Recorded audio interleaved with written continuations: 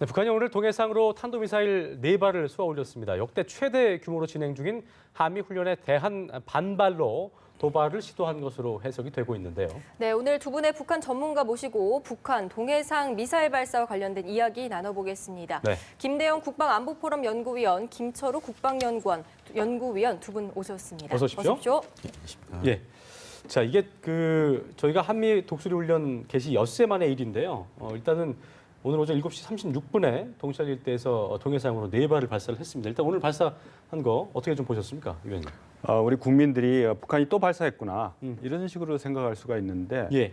북한의 어떤 미사일 도발은 미사일이 갖고 있는 고도의 상징성 때문에 네. 항상 적시성을 중시하거든요.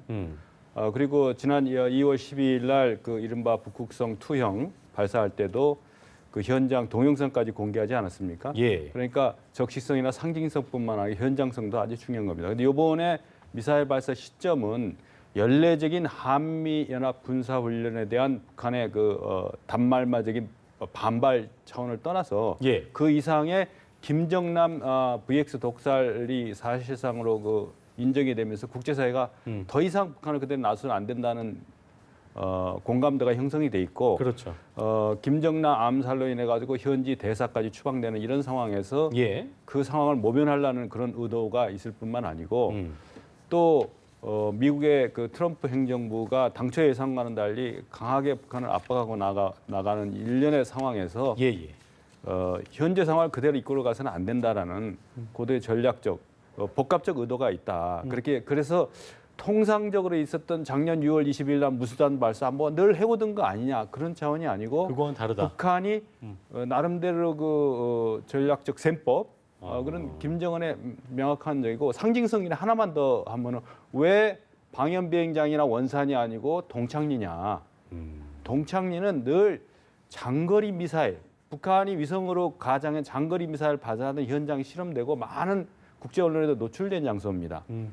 그러니까 이 장거리 미사일을 암시하는 듯한 그 전략적 의도가 있는 겁니다. 그러니까 장거리 미사일 시험장에는 항상 계측 시설이나 설비도 있고 하기 때문에 우리가 이번에 발사하는 거는 기존의 무기 중에 하나 뽑아가지고 발사하는 게 아니고 기존의 무기자랑과 좀 다른 개념입니다. 다르다라는 것을 암시하려고 하는 거겠지만은 실제 나타난 객관적 데이터로 봤을 때 그들이 주장하는 ICBM이 아니다.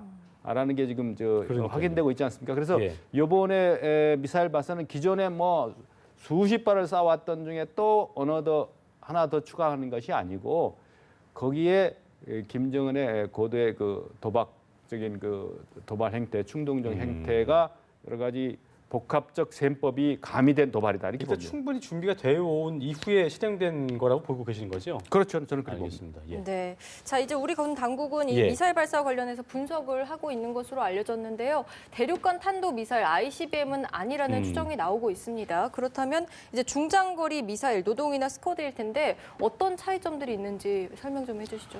물론 이제 정확한 것은 뭐 빠르면 오늘 오후나 예. 늦으면 뭐 내일 오전 중에 뭐 노동신문이라든지 아니면 북한의 관영 매체를 통해서 공개가 될 것으로 보여지고요. 특히 주목할 것이 이 발사 현장에 이제 김정은이 나와 있었느냐도 이제 우리가 좀 관전 포인트로 봐야 될 것 같습니다. 그래서 현재 이제 합참에서 발표한 내용만으로 봤을 때는 대륙간 탄도미사일로 보기에는 좀 사거리라든가 아니면 이런 고도 측면에서 아직은 좀 가능성이 좀 낮아 보이고요. 물론 이제 단정은 할 수 없습니다. 이제 어떤 상황인지 모르기 때문에 다만 이제 사거리라든가 이런 고도만을 봤을 때는 지난해 9월에 발사한 뭐 스커드 ER이라든가 아니면 이제 노동 계열 그리고 아니면 북극성 같은 것도 이제 들어갈 수 있고요.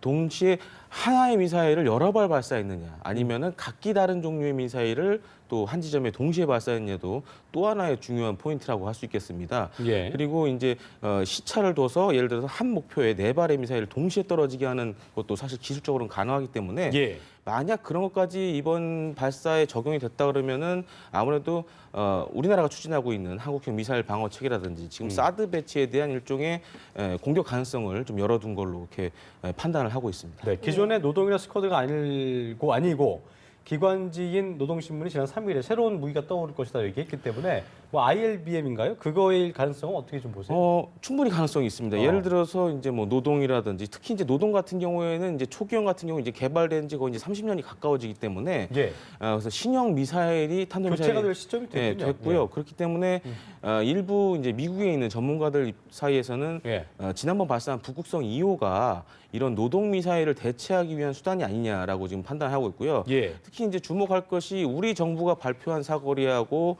미국의 일부 과학자들이 얘기하는 사거리가 좀 차이가 있습니다. 예를 들어서 우리 정부는 한 2,000에서 3,000km 정도로 이제 파악을 하고 있는데 반면에 이제 미국 같은 경우에는 북극성 2호 같은 경우에 이제 1,200km로 이제 산팔로스 같은 데서는 나온 적이 있거든요. 예, 예. 그렇기 때문에 과연 이제 뭐 내일이 됐든 오늘이 됐든 뭐 북한이 이제 공개를 해보면은 이제 답이 나오겠지만은 과연 어떤 미사일을 발사했는지가 상당히 중요한 사항이라고 할 수 있겠습니다. 예, 그렇군요. 그렇다면 이제 노동이나 스커드, 기존의 그런 미사일 그리고 신형 IRBM 어떤 정확히 차이가 있는지 좀 설명해 주세요. 그래요. 이게 좀 시청자들은 잘 몰라서요. 이게 뭐 어떤 거리가 있고. 일단 스커드 같은 경우에는 이제 북한이 어떻게 보면 최초로 개발을 하고 또 사용 중인 그런 어떻게 보면 이제 검증된 그런 탄도미사일이고 네. 사거리는 사실 스커드 이하를 제외하고는 사실 1,000km 미만의 그런 사거리를 갖고 있습니다. 반면에 이제 노동 같은 경우에는 이제 90년대 초반에 스커드를 개량해서 사거리를 더 늘린 네. 그런 무기라고 할 수 있겠는데요.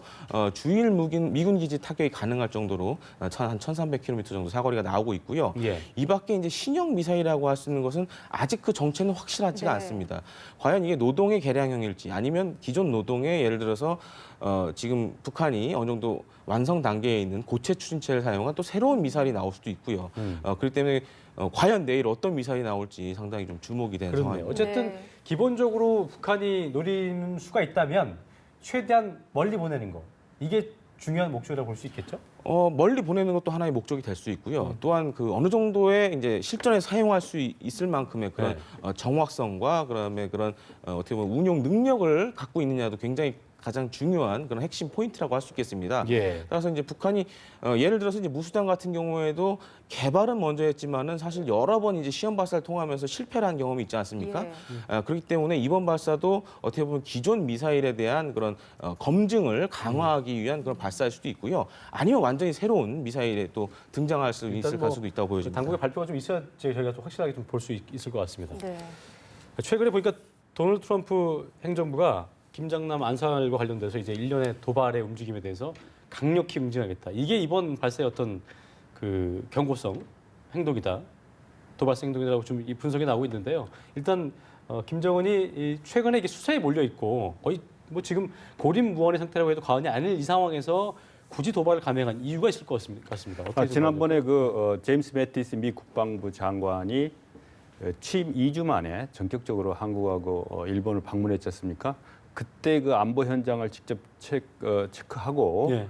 그 현장에 있는 그 한미 연합사령관 브룩스 사령관하고도 대화도 하고 네. 물론 한미 동맹 국감함을 대북 메시지로 전달하기도 했지만은 네네. 북한의 지금 일련의 도발이나 행태를 보면은 그 상당히 조절된 도발을 한다. 그러니까 무지막지한 조절됐다? 도발. 그러니까 예. 아까 사거리 얘기했는데 우리 생각할 때 우리 국민은 야 이거 사거리 멀리 가는 게 중요한 게 아니고 네. 근데 무수단 그 작년 6월 22일 날도 1,400km 올려서 500km밖에 안 갔지 않습니까? 그러니까 이 중요하게 생각하는 거는 다른 나라 미사일은 자기 스스로 그 자기 역량을 극비리에 감추면서 도발을 하는데 김정은 신 도발은 이제 그 스스로를 노출증 환자처럼 공개를 하지 않습니까? 근데 그 KN-08이나 K-14를 내면서 그 마치 핵 미사일 앞에 핵을 탑재할 수 있는 그런 네. 상징성을 보여주면서 하고 있지 않습니까? 그래서 지금 트럼프 행정부가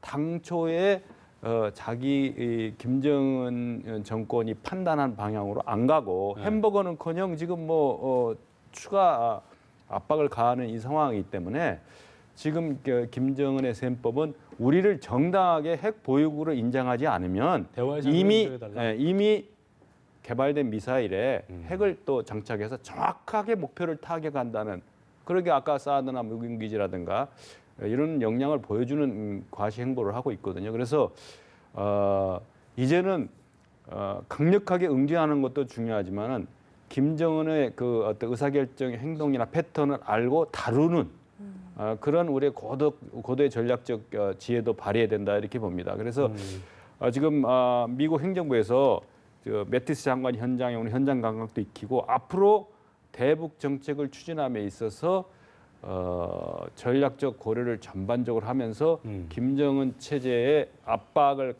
가하는 그런 일방적인 군사적 옵션보다는 예. 그런 거를 지금 마지막 그 조율 단계에 있다 이렇게 평가가 됩니다. 알겠습니다. 예. 자, 정부는 이제 북한의 미사일 도발 대책을 논의하기 위해서 국가안전보장회의를 개최를 했는데요. 자, 우리 정부 그리고 군 당국은 좀 어떤 대책을 내놔야 될까요? 물론 이제 이 탄도미사일 발사 시험이 굉장히 위중한 상황이고요. 예. 또한 이제 매번 이맘때가 되면은 사실 북한이 이런 여러 가지 도발을 하고 있는데 사실 그 중에서도 이제 가장 위협적이라고 할 수 있는 것이 이 사이버 공격을 또 우리한테 감행한 경우가 상당히 많았습니다. 또 한미연합 훈련이 진행됐을 경우 그렇기 때문에 우리 정부도 우리 사회 같은 경우에 사실 IT로 돌아가는 사회 아닙니까? 사실 그렇죠. 이런 상황에서 뭐 사이버 테러가 발생한다든가 그랬을 경우 또 국내에 또 혼란이 발생할 수 있고 특히 국내적으로 뭐 지금 탄핵 정국이다 여러 가지 또 정치적인 민감한 사항 또 대선 정국도 있기 때문에 예. 그런 걸 노리고 또 북한이 또 이런 또 사이버 테러라든가 아니면은 또 그에 상응하는 또 무력 도발 예를 들어서 직접적인 무력 타격은 아니지만은 예를 들어서 뭐 훈련을 또 감행한다든지 네. 뭐 이런 것을 했을 경우에 또 국내에 또 안보 불안이 발생할 수 있기 때문에 그런 측면에서 정부나 군이나 북한의 동향을 좀 면밀하게 주시할 필요가 있다고 보여집니다. 예. 네. 어쨌든 뭐 북한의 오늘 도발이 끝이 아니라 시작이다 이런 예상도 나오고 있는 상황에서 이제 이게 시작이어서 추가 신호탄이었고 추가 도발을 또 이후에 계속 해올 수 있는 가능성도 저희가 배제할 수 없는 부분인 것 같거든요. 그렇죠. 지금 북한이 그 좋은 지적을 했는데 사이버 심리전까지 이게 네네. 대한민국에서 벌어지고 있는 그 국내적인 정치 리더십의 그 어떤 공백이나 혼란 상황 이런 거를 역이용하면서 일종의 복합 위기를 조성하고 군사적 긴장을 아주 최대한 끌어올려서 나름대로 북중 연대와 북중이 그 힘을 합쳐야 된다는 그런 논리를 끌고 가는 그런 책략을 부릴 겁니다. 네. 그 중에서도 이 반미 감정을 촉발하는 사건과 연계를 하고 있는데 이번에 그 미사일 도발에서 우리 국민들이 명확하게 이해할 거는 이런 미사일 도발이 사실상 사드 배치의 그 시급성과 당위성을 스스로 자인해주는 자충수의 역할을 하고 있는 겁니다. 그래서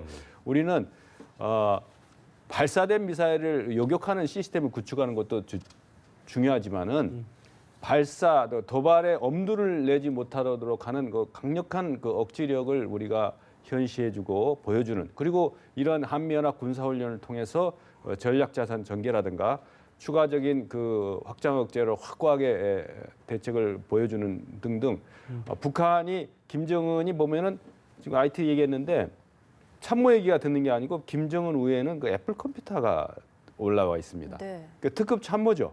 자기가 어떤 행동을 했을 때 주변국이나 대한민국이 이게 어떤 반응을 보이고 있는가를 실시간으로 체크해가면서 모니터해가면서 도발하고 있기 때문에 이런 것까지를 고려해가면서 이거는 무기 전문가들이 보는 그 사거리라든가 여러 가지 기술적인 진보도 중요하지만은 네. 북한의 그 기만 책동이라든가 심리전 책동, 남한 사회 그 어떤 혼란이나 분열을 조장하고 이른바 남남 갈등을 확대 증폭시키고 거기에다 반미 감정까지 이른바 속칭 그 비빔밥 전략처럼 극도의 불안을 야기시키는 그런 책략이 이런 어떤 미사일 도발의 그 함이다 이렇게 봅니다. 예. 그렇군요. 자, 이런 가운데 어제자 이제 미국 뉴욕타임스 신문에서요. 네. 한반도 전술핵 배치를 대대적으로 보도를 했는데요. 이 전술핵이 무엇인지 그리고 그 가능성은 얼마나 있을지 좀 설명해 주시죠. 사실 이제 시기적으로 봤을 때 매번 이제 미 행정부가 새로 들었으면은 네. 핵태세 보고서라는 것을 새로 써야 됩니다. 그래서 오바마 행정부 때 2009년도에 이제 핵태세 보고서라는 것을 이제 작성을 했고요. 거기에 이제 북한이라든지 이런 뭐 이란에 대한 핵으로 만약에 그들이 공격을 했을 때 어떻게 대응할 것이냐에 대한 그런 검토들이 들어가 있었습니다. 그래서 어제 나온 기사도 사실 엄밀히 봤을 때는 지금 트럼프 행정부가 새로 들어섰고 또 빠른 시일 내에 이 핵태세 보고서를 작성을 해야 됩니다. 네. 왜냐하면은 핵이라는 것은 미국이 가지고 있는 가장 큰 이제 억제력 중 하나인데요. 그러한 옵션 중에 사실 그동안 이제 미국 내에서도 많은 전문가들이 지적을 했던 게 바로 이 전술핵이었습니다. 하지만 이제 전술핵은 사실 전략 핵무기와 달리 이런 폭발력이나 이런 것들은 보통 이제 히로시마 나가사키에 들었던 20킬로톤 정도 되고요. 구식형의 그런 그 핵무기인가요? 구식형은 아닌데 예. 비교적 작은 폭발력을 갖는 네. 핵무기라고 규모가 보시면 크지 됩니다. 않은. 예. 예. 그래서 과거 이제 우리나라 같은 경우에도 1950년대부터 90년대 전까지 굉장히 많은 수의 이제 전술 핵무기가 있었고요. 예를 들어서 이제 1950년대, 60년대는 240mm 이제 그런 유탄포가 있었는데 예. 거기에서 전술핵 포탄을 사용해서 북한의 공격을 저지하는 그런 작전 개념도 가지고 있었습니다. 그리고 70년대 말에는 실제로 이제 핵탄두를 탑재한 그런 미 해군의 SLBM이 또 한국에 또 왕래했던 적도 있었고요. 그렇기 예. 때문에 어떻게 보면 이제 과거 냉전 시절에는 굉장히 우리에게 유용하고 또 방어적인 성격의 무기였는데 예. 물론 이제 전술 핵무기가 배치되면 그만큼 북한의 핵을 억제할 수 있는 수단이 될 수 있습니다. 하지만은 이 전술 핵무기가 사실 이제 미러 간의 준중거리 미사일 협정에서도 지금 상당히 논란이 되는 상황이기 때문에 과연 이제 이 트럼프 행정부가 전술 핵 무기를 다시 한반도에 가져올지는 좀 더 지켜봐야 되고요. 만약에 그랬을 경우에는 특히 이제 러시아의 반발이 굉장히 네. 엄청나다고 할 수 있겠습니다. 왜냐하면은 네. 양국이 이미 80년대에 준중거리 미사일 협정을 통해서 어느 정도 이제 전술핵을 사실상 많은 수를 폐기를 했고요.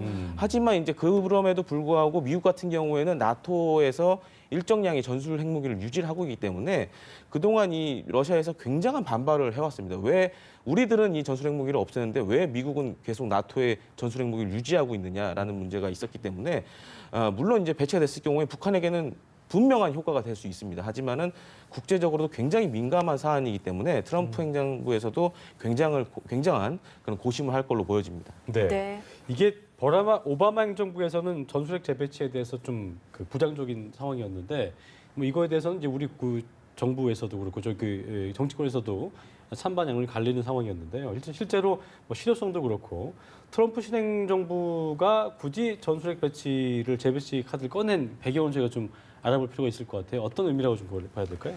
여기서 이제 그런 논의를 이렇게 전문적으로 하는 것도 중요하지만은 네. 이 한반도 안보 전략 상황을 우리가 어떤 식으로 끌고 나갈 것인가도 네, 네. 그 생각을 해야 됩니다. 그래서 예.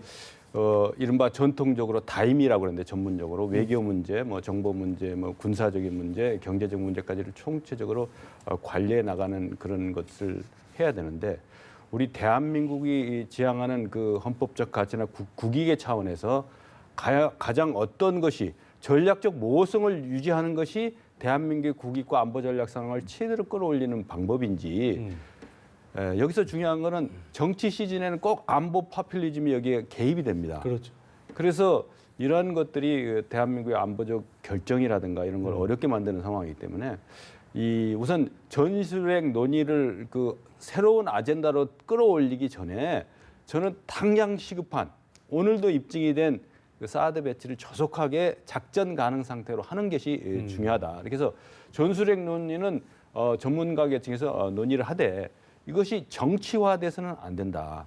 그리고 안보 파퓰리즘이나 선거 전략으로 이용돼서는 안 된다는 걸 명확하게 해주고 이것은 한미 SCM, NPM이라 그래가지고 그 군사 고위급 회담을 통해서 전략적으로 논의되고 결정될 상황이기 때문에 현재까지 대한민국과 정부가 주장하고 있는 한반도 비핵화 네.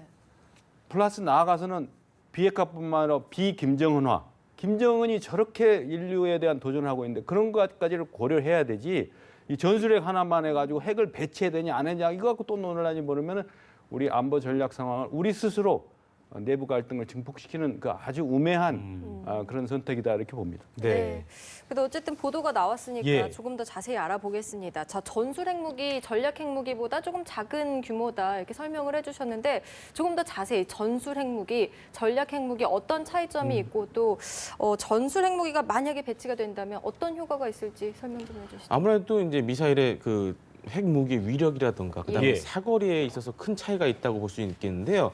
보통 이제 전략 핵무기 같은 경우에는 대륙간 탄도 미사일 또한 이제 SLBM 그다음에 공중 발사 순항 미사일 정도가 이제 꼽히는데 네. 보통 사거리가 이제 뭐 한 2,000km가 넘기 때문에 뭐 미 본토나 아니면은 한반도 인근 지역에서 이들 미사일 발사했을 경우에 북한은 그야말로 뭐 그 다음 날로 이제 지도상에서 없앨 수 있을 만큼 강력한 위력을 자랑합니다. 하지만 네. 이제 전술핵무 같은 경우에는 일단 위력 자체가 전략 핵무기에 비해서는 작고 또한 과거 이제 우리나라 예를 봤을 때는 북한의 대규모 병력이 만약에 남침을 했을 때 이러한 전술핵무기 한 방으로 그것을 이제 없앤다는 그런 개념을 삼았기 때문에 작지만은 그래도 한반도에서는 굉장한 효과를 가진 그런 핵무기라고 할 수 있겠습니다. 하지만 이제 가장 큰 문제는 미국 같은 경우에는 사실 전술핵무기의 과거 같은 경우 굉장히 다양한 종류의 전술핵무기가 있었는데 예를 들어서 뭐 앞서 말씀드렸던 230mm 포라든지 아니면은 항공기에서 투하하는 그런 뭐 전술핵무기라든지 그다음에 네. 탄도미사일 여러 가지가 있었습니다. 근데 사실 한반도에 지금 전술핵무기를 배치한다 그러면 사실 배치할 핵무기도 사실 마땅치 않은 상황이고요.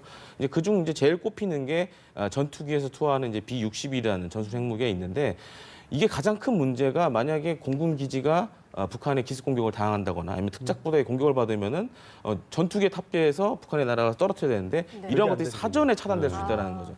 그렇기 때문에 현재로서는 전술핵무기를 배치하려고 해도 적절한 옵션이 없다라는 게 가장 큰 문제입니다. 그렇기 때문에 가장 좋은 방안은 사실 지금 괌에 핵무기가 없습니다. 그렇기 때문에 괌에 이러한 뭐 예를 들어서 전략자산 B-50이나 뭐 B-2라든가 이러한 이제 전략자산들이 있기 때문에 여기에 사용할 수 있는 핵무기를 차라리 괌에 갖다 놓는 게 가장 지금 현실적인 방안이라고 보여집니다. 알겠습니다. 네. 보통 이제 그 핵개발 한반도 핵개발 핵무장론에 대해서 반대하는 의견 중에 하나가 이제 북한의 핵개발 주장에 대해서 정당성을 주는 거기 때문에 안 된다는 의견들도 많이 있습니다. 이 부분에 대해서 어떻게 좀 보고 계세요, 의원님? 저는 핵문제 전문가는 아니지만은 이번에 북한의 명백하고 현존하는 위협인 탄도미사일에 대한 사드 배치 갖고도 우리는 북한을 쳐다봤는데 반응은 중국에서 더 심하게 나왔거든요. 네. 마찬가지로 한반도 핵 문제가 이렇게 됐을 때 주변국인 중국이나 러시아, 주변국 또 일본까지도 여러 가지 도미노적인 여러 가지 현상이 있게 되고 그렇기 때문에 저는 앞으로 이 전술 핵무기 재배치라든가 이게 우리 무기를 갖다 배치하는 것도 아니고 예. 미국의 고대 전략적 판단과 한미의 공조에 의해서 이루어지는 결정인데 이 문제를 현재 전환기적 리더십의 진통을 겪고 있는 현재 이거를 뭐 방향을 설정한다든가 그런 거는 바람을 가지 않고 이 문제를 대한민국의 안보를 미국의 전략사령부나 미공군 대령 같은 시각으로 이렇게 보면은 타겟이 있으니까 때리고 뭐 하고 뭐 핵무기로 때리고 하는 그런 것도 중요하지만은 사실은 우리가 통일이 돼서 우리가 나중에 대한민국 영토로 확보해야 되고 또 활용해야 될 그런 시각까지도 있기 때문에 핵 전략에 대해서 미국 내부에서도 그래요.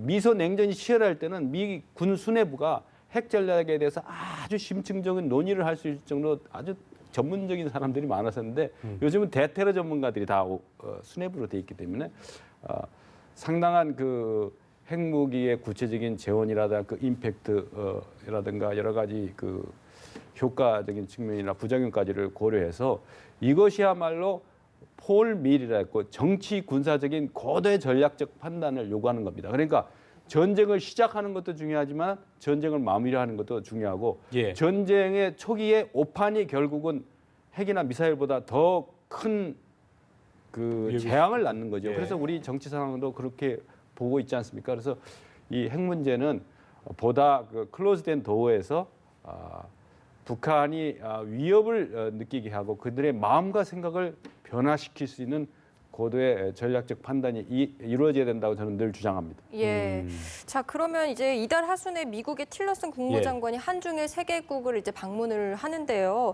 이번 순방에서 뭐 북한에 관련된 이야기 또 사드로 인한 중국의 외교적 문제 어떻게 좀 다룰 거라고 보십니까? 그러니까 백조가 호수위를 거닐 때 외부적으로 나타나는 것보다 밑에 여러 가지 다각적인 그런 상황이 있지 않습니까? 네. 그러니까 그렇습니다. 미중 관계에서도 과거에 시진핑 대통령이 오바마 방문했을 때 사이버 군축이 얘기할 정도로 사이버 상의 치열한 세력 다툼이나 갈등이 심화된 것처럼 겉으로 드러난 메시지도 중요하고 다각적인 효과를 내는 메시지도 중요하지만 실제적인 현장 감각을 어떻게 보고 판단해 가지고 최종 미국의 커맨더 인 치프 사령관 중에 사령관인 트럼프한테 어떤 식으로 보고가 되고 결정이 되는가 상당히 중요한 문제입니다. 그래서 우리 대한민국의 안보가 이 아주 중차대한 시기고 우리가 구한말의 리더십을 비난을 하지만은 이 자칫 잘못 안보 상황을 관리하면은